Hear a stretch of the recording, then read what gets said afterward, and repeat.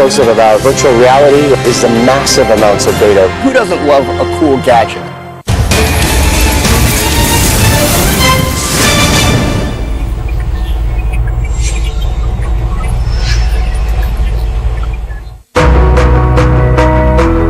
Better energy everywhere for everyone.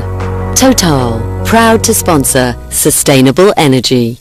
It has shaped our lives and it's set to have an ever greater impact as we strive towards a greener future.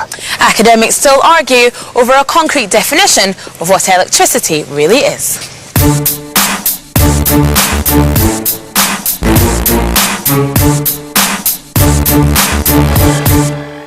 Traditionally, electricity supply is a vertically integrated system, often a monopoly, generating at the plant, transmitting over power lines and distributed to homes and businesses for use. But modern technology and market changes are swiftly disrupting this traditional role, causing both challenges and opportunities in the energy market. And electricity generation remains at the core of our efforts to reduce carbon dioxide emissions, as scientists and engineers look to incorporate renewables into the energy mix. Afia, what have we got? We travel to a fossil fuel mine to find a sustainable energy solution. Then strapping into a shocking method of transport and seeing how microgrids are creating a buzz in India. Lastly, we visit Europe's largest port to see how they keep the power on when the worst happens. If, like me, you find electricity all a bit baffling, then fear not, because we travel to the Netherlands to meet Professor Peter Palensky. He's a specialist in intelligent electrical grids and efficiency. But first, are we using more or less electricity? It's estimated that the world's net electricity generation will increase 69% by 2040, from 21.6 trillion kilowatt hours to 36.5 trillion. Electricity can be generated from a wide variety of traditional fuels, such as oil, natural gas and nuclear power, but coal has continued to be the most widely used, accounting for around 40% of production. Renewables are still a small percentage of that fuel mix, but are the fastest growing source of electricity generation, providing 22% of world electricity in 2012 and estimated to grow to 29% by 2040. The key problem with sustainable energy in general and electricity's role in it has been storage. Until recently, few storage solutions looked realistic, but things are beginning to change. We travel to Germany, where they are thinking radical. Use of renewables in Germany has been a success story, with the country being described as the world's first major renewable economy. And in the first half of 2017, it was reported that wind, hydro and solar power's share in the country's electricity mix climbed to a record 35% in the first half of the year. But it still stubbornly relies on coal to provide its peak load. The so-called Energiewende in Germany is an energy transition process towards renewable energies. But in order to have a reliable energy supply, we are in the need for classical, for example, coal power plants to assure the energy supply. For renewables to compete with coal, storage is the key issue. Grids need a flexible, large store of energy that can be turned on just when it's needed. The mining company RAG has been working with various universities, including the University of Duisburg-Essen, to come up with a pretty novel concept. They hope to solve this storage issue by turning a coal mine into a pumped storage system. The basic idea is a classical pump storage scheme. You have an upper reservoir and a lower reservoir. The upper reservoir is built on the existing mining infrastructure. The lower reservoir is built more than 500 meters deep in the rock. And in times of energy need, you just turbine the water towards the lower reservoir. And in case you have an over excess of energy in the grid, you're taking this energy from the grid in order to recharge the battery to refill the upper reservoir. And getting a coal-producing company involved in a renewable energy concept seems something unique too. But then there is a big incentive, as Germany is ending subsidies to coal mines in 2018, so the mining companies are having to rethink their business models too. We thought about what we can do with all the infrastructural things we had in the mines, and we thought about wind energy, we thought about sun energy on the mine plants, and also for the pump storage systems. The mine Prosper Hanil in Boltrop has operated for around 150 years and has produced more than 300 million tons of coal, but that could be soon to change. The mine is slated to close next year and expected to become a pumped storage hydroelectric reservoir. So we investigated a number of facilities suitable for this site, and we come to the conclusion that a 200 megawatt capacity plant would be suitable for this geology at this site. And we will provide an amount of 808 megawatt hours. This means that we are able to supply 400,000 households with this facility each cycle. It's an ambitious project that could provide a cleaner way to store energy, but it remains to see if those involved can raise the funding to make the scheme a reality. Peter Polensky is Professor for Intelligent Electric Power Grids at the Technical University of Delft in the Netherlands. He was the principal scientist on complex energy systems at the Austrian Institute of Technology in Vienna. He was researcher at Lawrence Berkeley National Laboratory in California in the United States, and an entrepreneur in energy management in Hamburg, Germany. Peter, thank you for having us here at Delft University of Technology. We're in the high voltage lab. Now, what actually happens here? We do research and experiments on high voltage power system technology. Now, thinking about electricity, obviously it's been incredibly important to civilization over the last 100 years or so. Can you quantify how important? Well, electricity is the backbone of our society. Health, transport, food, information, all of that relies on electricity nowadays. That's the past. Thinking about the future and the new energy revolution, is electricity still going to remain as important? Absolutely. We will have all the transport based on electricity and all the consumer electronics as well. Now, when we think about consumer electronics and when we think about sustainable energy, we've talked during this series a lot about storage, and that seems to me to be a key to electricity and to the future of electricity too. Absolutely. We need storage to host all the renewables. In the past, the storage was not needed. Generation was reliable, you switch it on, it runs forever. Now we are phasing out of that, we are replacing it with fluctuating energy sources, and now we have to store. And when we think about storage, we think mainly about batteries, but how much can batteries actually store, and can it cope with industry's needs for large amounts of power very fast? The magnitude of the storage is really important to look at. If you look at batteries, you have hundreds of kilowatt hours that you can store. If you go utility scale with these batteries, you might have megawatt hours, if you take 10 or hundreds of them. But to supply a country for a week or two of no wind and little sun, you need terawatt hours. That's 1,000 times more than we can do with batteries. And so is that still quite challenging for the industry then? There are technologies that can cope with that, but we don't store in batteries anymore. We store in molecules, in hydrogen, in gases, in fuels. Now, some people ask, why can't electricity be recycled? The full recycle would be if we would turn the product that electricity was used for, may it be heat or mechanical engineering, again into electricity. And the laws of thermodynamics, unfortunately, don't allow this in this universe. So it's a good answer. It's physics. That's why it can't happen. You can't fool physics, unfortunately. Lots more to come from Peter in the rest of the programme. But first, let's dispel one common misconception. You thought you knew? Think again. Myth. Renewable electricity generation is just as harmful to the environment as fossil fuel sources. Fact. The story goes that it's just as bad for the environment to create, transport, run and dismantle a renewable power source as it is to just use a fossil fuel such as coal. But the life cycle argument as it's known doesn't ring true. Sure, manufacturing renewable technology isn't emissions-free, but fossil fuels produce between 14 and 134 times more emissions than renewables. Electric trains, electric trams, and now the rise of electric cars. Electricity has always played a vital part in transportation, and now its role is only set to grow. We travel to Germany to see a novel way in which it might be powering us from A to B.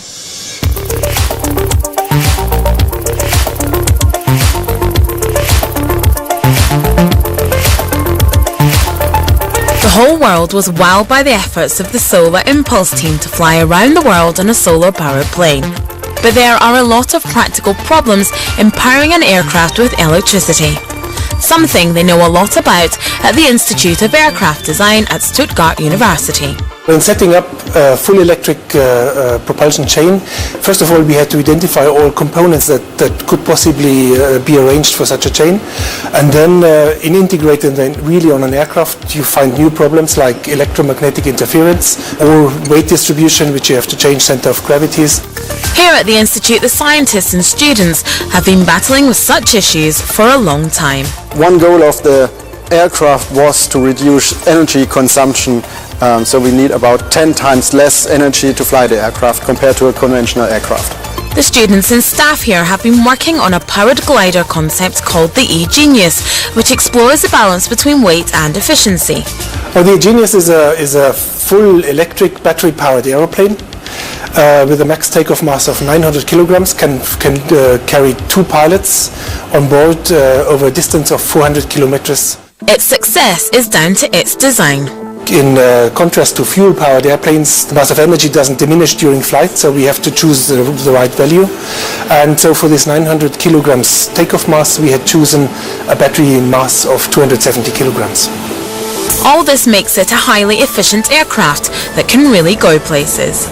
We have a range of 400 kilometers with the E-Genius, including 30 minutes reserve, and to fly these 400 kilometers we need about 40 kilowatt hours, therefore the energy cost is about 20 euros for this flight. The team here are looking at innovative ways to increase that range again. First we had designed a so-called range extender, so a small hybridization, a small Wankel engine that would bring us up to 1,000 kilometers range. But now we go for a so-called high-performance hybrid. That means we have a smart diesel engine. With this we can dramatically increase the range. So the skies may be becoming like the roads with a mixture of pure electric and hybrid systems. But what is it like to fly? So it behaves like a conventional airplane, and the flight performance is also comparable to conventional airplanes. Therefore it's quite fun, and of course it's less noisy inside the cockpit. One of the key cornerstones and tests of the technology was a return flight over the Alps in 2015. It was the first flight which shows it's really feasible, this aircraft. So we flew to Italy, eat lunch and flew back. That's quite like a normal airplane. Whether hybrid or pure electricity, it seems the team here think electrical power in aviation is here to stay, but they are not resting on their laurels yet. So our next step with the E-Genius is the E-Genius High Performance Hybrid. So to show that we really can have this range extension and still have dramatic improvements in fuel consumption. We say it should be more than 40% for this E-Genius configuration. So it seems electrical powered planes may soon not just be the exception, but could one day become the norm. Watch this space. Peter, starting to think about the transport industry, can you explain to us the role of electricity and how it's developing and where we are right now? We have public transport pretty much covered. Trains, tramways, now we have buses, trucks, bicycles, cars, scooters coming up, and in the end also aviation. And what are the big issues then as we look forward within transportation? Storage. You have to carry your package with you unless you're a trolley bus.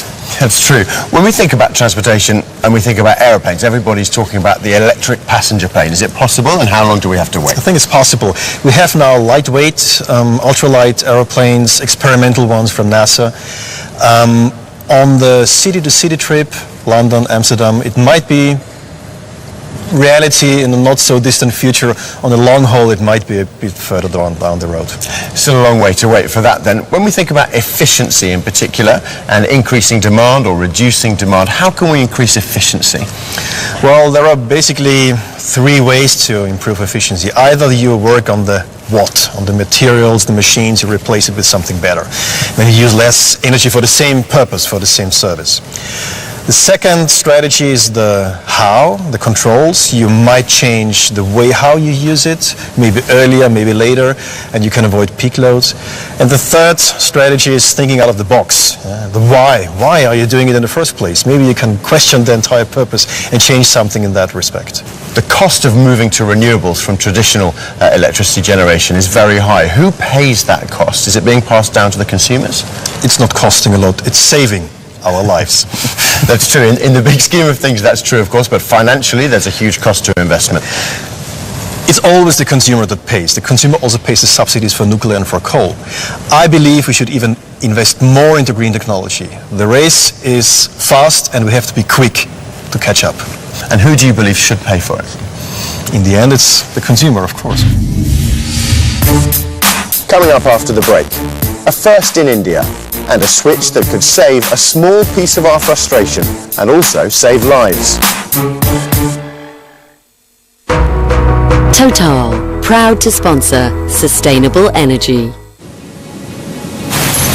It's not a question of place. It's not a question of temperature. It's not a question of dedication. In fact, it's not a question at all. Energy has to be better. It's our responsibility. And our commitment to make it better. For all of us. Total, committed to better energy.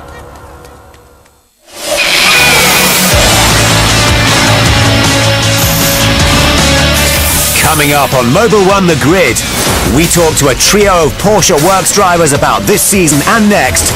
Catch up with the latest world endurance action from Shanghai. And join the SCCA runoffs at Indianapolis Motor Speedway. All this and more on Mobile One The Grid.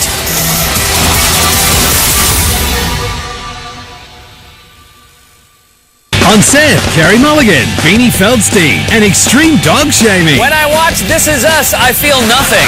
Plus, a closer look exposes Trump's latest faux pas. Do we elect a president or one of the South Park kids? This weekend, on an all-new Fallon, Gary Oldman with a De Niro impression. I'm gonna get some screws. And Gigi Hadid. Cheers, I love burgers. Plus Daryl Strawberry, Macklemore performs, and Suggestion Box. This weekend, unscripted debate. Where is the most unconventional place people can find out? Real-time action. It seems to be central bank support still that the markets are responding to. Squawk Box, weekdays on CNBC. Total, proud to sponsor sustainable energy.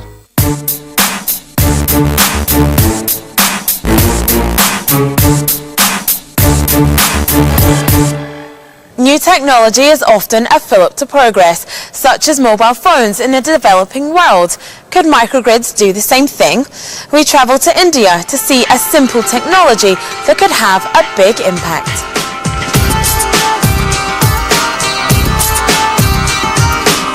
India aims to produce 50% of its total electricity from non-fossil fuel sources by 2027, a far more ambitious goal and larger percentage than the 40% by 2030 target set out by COP21. And helping the country to achieve these ambitious renewable goals are scientists at the Indian Institute of Engineering, Science and Technology. India cannot afford to waste the energy. So where there was an option made for our renewable energy, so India has grasped it as quickly as possible. The institute describes itself as one of the top engineering institutes in the country and was classified as an institute of national importance by the Government of India in 2014. We are having breakthrough in the biotechnology and we are having breakthrough in the nanotechnology as well as the renewable energy sources. The fast growth of green energy projects over India has caused some technical challenges, not least in how to connect together such diverse forms of power. This is one of the key focus of the team here and its lead engineer, Professor Saha. When you want to connect it to the utility grid, then it has to be synchronized properly. Solar is already synchronized, but the biogas is not usually synchronized. Then you have to develop a synchronizer and the control for the not only among the generators of microgrid but also the utility grid. That's a challenging task, but we are developing it. The institute decided to look into microgrids and created India's first combined microgrid for solar, wind and biogas. The original idea of microgrid is to provide you 24/7 access to electricity. So you must have a combination of sources, integration of different sources and dependable sources to get energy on demand. Now solar and wind is not under your control. It is not energy on demand. But biomass, that is under your control. So if we combine the solar and wind, that will give you a 24/7 access to electricity to the local people. The institution has a wind power generator, but that only provides around 1 kilowatt. It has a solar array which can provide around 10 kilowatts. And lastly, has a biogas plant which provides 15 kilowatts. There is a sharing of energy generation from the solar or wind or the biomass. So that control has to be developed. To maintain the electrical load and to back up when supply drops, the team here have designed their own redox battery. There is a special type of battery that uses liquids and membranes rather than traditional solid components. This is the first time we have introduced such battery, and we are actually interfacing the battery with the grid and studying its properties, and this is coming out very well. By 2060, India is expected to be the world's most populous nation, so getting its energy policy right is vital. The work of scientists like Professor Saha and his team can give us hope that the country is moving in the right direction, perhaps give us some lessons on what is possible. Many people think the 21st century will be the age of an electrical revolution, where electricity will be the driving force behind a whole range of technologies. We take a look at a breakthrough in the Netherlands that's already making an impact. The electricity we take for granted when we flick a switch follows a very convoluted route, normally passing from power station to power lines to substations to us. During this path, there are a lot of places where things can go wrong, and when it does, it can be quite catastrophic.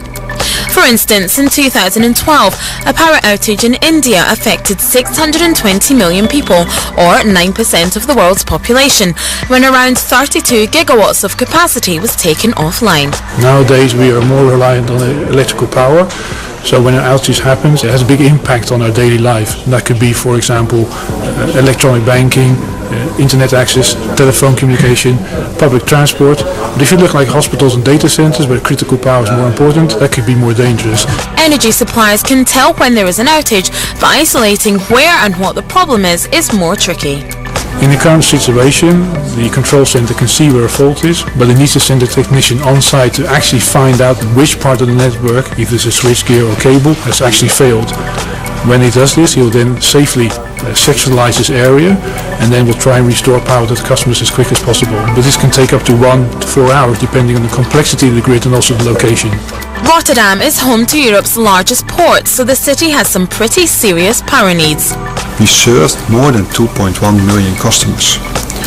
We served a third part of the Netherlands. 3 major cities, Utrecht, The Hague and Rotterdam, but also the main port of Rotterdam, the Rotterdam Harbour. With that many clients, solving a possible supply problem fast is really important. To keep the reliability high, we need more intelligence in our grid. So we add computers. The self-healing grid is for us one of the ingredients to have a better supply to our customers.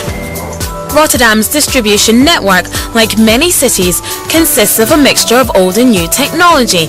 Any IT system fitted into it needed to have a high level of flexibility. The self-healing system is an intelligent device which uses real-time data to monitor the substation. In the event of a fault, it will automatically be configured to ensure the power is brought back to the customers. They installed the system in 7 substations in Rotterdam. These units are placed in different substations in a ring network. If a fault occurs, the T200 units will detect this and they will start communicating with each other.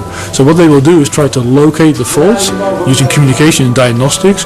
When they've done that, they will safely and automatically sectionalize those faults, and then after that they will also safely try to re-energize and reconnect the other grid parts so that customers get the energy back as quick as possible. Intelligent systems like this mean that the supply companies can really improve their reliability, something particularly important as more and more sustainable energy sources are being plugged in. Sustainable energy is growing more and more, like with solar panels, wind turbines, charging of electric cars, or maybe feeding back from these electric cars, and this plays a more important role. The automation systems will help the customers as having a more reliable network, which is more flexible for their use and also enhancing a better efficiency for operations. The grids we rely on have never been under so much pressure, but smart technology like this should help power companies keep us powered up. So the move from traditional to sustainable seems to be causing some delivery issues. What can you tell us about those?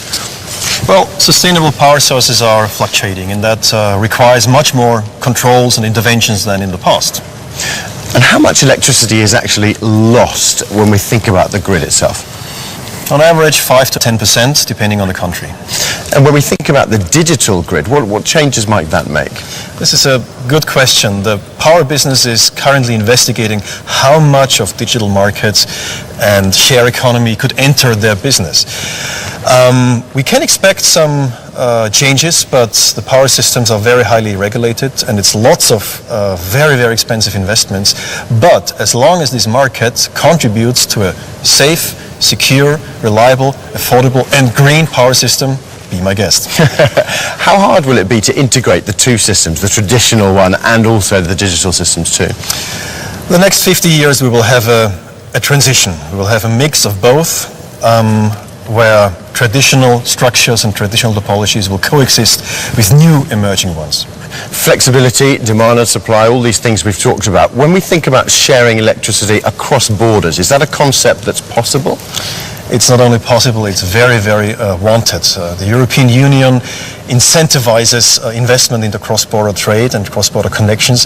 The stronger a connection between two areas, between two countries is, the lower the prices and the higher the availability. How realistic is it for us to look forward to a future where electricity is supplied without gas, oil or nuclear? Fuel-based generation will be a luxury issue for submarines, emergency cases, military applications. The bulk will and has to be renewable. We're going to see much more digital involvement in the grid, of course, but does that open us up to cyber attacks in the electricity industry? Well, we have one advantage. It's a cyber physical system. Yes, we have to harden the cyber part, we have to do the patches and the upgrades and so forth, but we also have physics, and physics can help us. We can detect attacks, we can counter attacks with the physics, and you can never fool physics. You can never fool physics. It's a great way to end. Peter, thank you very much indeed. It's been fascinating talking to you. Thank you. It remains to be seen if this new electrical renaissance powers us to a greener future. But whatever happens, it's sure to play a vital part in the mix. So next time you flick a switch, spare a thought for the people and technology behind the power source that we take for granted the most. As always, we want you to get involved, so join the conversation on Twitter at CNBC Energy using the hashtags AskSE and Sustainable Energy. Share your thoughts with us and we can put your questions to our experts. Our next episode is the last in the current series, so we'll be taking a look back at all the energy sources we've covered and how they're all inextricably linked to one resource: water. We'll be taking a look at H2O and how it's vital not only for our health, but the health of a sustainable planet and its energy resources. Until then, keep thinking green. Goodbye.